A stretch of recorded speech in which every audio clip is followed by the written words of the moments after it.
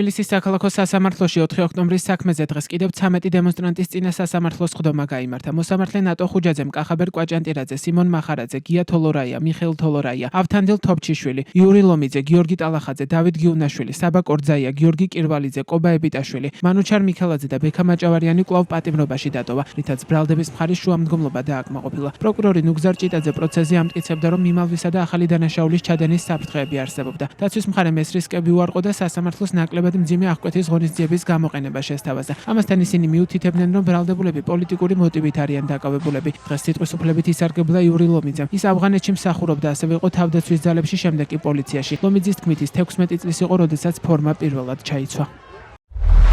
მე ჩემი შეგნებული ცხოვრება ვფიქრობდი და ვფიქრობ, რომ ჩემს ქვეყანას ვემსახურებოდი. 16 წლის ვიყავი, როცა ფორმა ჩავიცვი და ამ 2 წლის წინ, იმიტომ რომ ჩემი შვილები გაიზარდნენ, გადავწყვიტე ცოტა ხანი პაუზა ამეღო. მძიმე სასჯელის მოლოდინით მიიმალებაო. თავისუფლება არის სულის ნაწილი, რომელიც ოჯახის სიყვარულს, სამშობლოს სიყვარულს, ღვთის მოშიშობას ნიშნავს. ციხის კედლებს ამის შეზღუდვა არ შეუძლია. ჩემი მხრიდან მიმალვა პატიმრობიდან გაქცევა კი არა, უარეს პატიმრობაში მოხვედრა. ოჯახიდან შორს, შიში ყოფნა, როდის დაგიჭერეთ. მიმალვაში მყოფი ადამიანი ფაქტობრივად აღიარებს, რომ დამნაშავეა. მოკლებულია, რომ სასამართლომ პროკურატურამ რამე შემამსუბუქებელი გარემოება გაითვალისწინოს. როგორ შეიძლება მივიმალო და საფრთხეში ჩავაგდო ჩემი ოჯახი? ვინმე რომ დამაყენოს არჩევანის წინაშე, ვიჯდე გლდანის ციხეში, თუნდაც იმ პირობებში თუ მიმალვაში კარგ სასტუმროში. ციხეს ავირჩევ, რომ პერიოდულად ჩემს ოჯახს ველაპარაკო და არა მიმალვას, რომელიც მაინც დაჭერით და ციხით დასრულდება.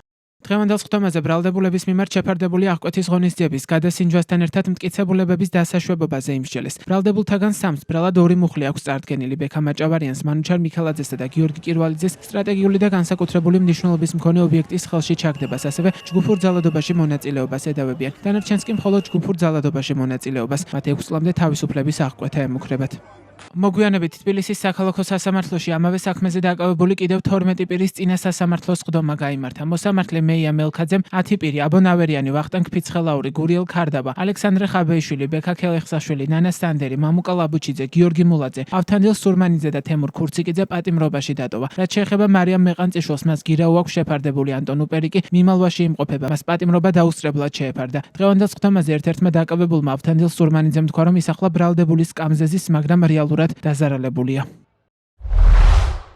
ზოგადად მებრძოლი ადამიანისთვის ციხე და სასჯელი არაფერს წარმოადგენს, როცა საქმე ქვეყნის მომავალს ეხება. დღეს ბრალდებულის სკამზე ვზივარ, მაგრამ ვარ დაზარალებული. 4 ოქტომბრის აქციაზე ყოფნა ეს იყო ჩემი პასუხი უსამართლობაზე. კითხვა მაქვს სამართალდამცველებთან. მაშინ როცა მშვიდობიან აქციაზე მშვიდობიან მოქალაქის წინააღმდეგ წყლის ჭაოს, რეზინის ტყვიებს იყენებენ, მისი უფლებები ირღვევა. მაინტერესებს, როგორ უნდა მოიქცეს ასე დროს ადამიანი. სამართალდამცავი არ ყოფილვარ, მაგრამ ჩემს ადმინისტრაციულ საქმეზე მოწმედ მოვიდნენ პოლიციელები, რომლებმაც დაასაბუთეს ჩემი დანაშაული. რომლებმაც ჩემ წინააღმდეგ მისცეს ჩვენება, თვალები დახარეს.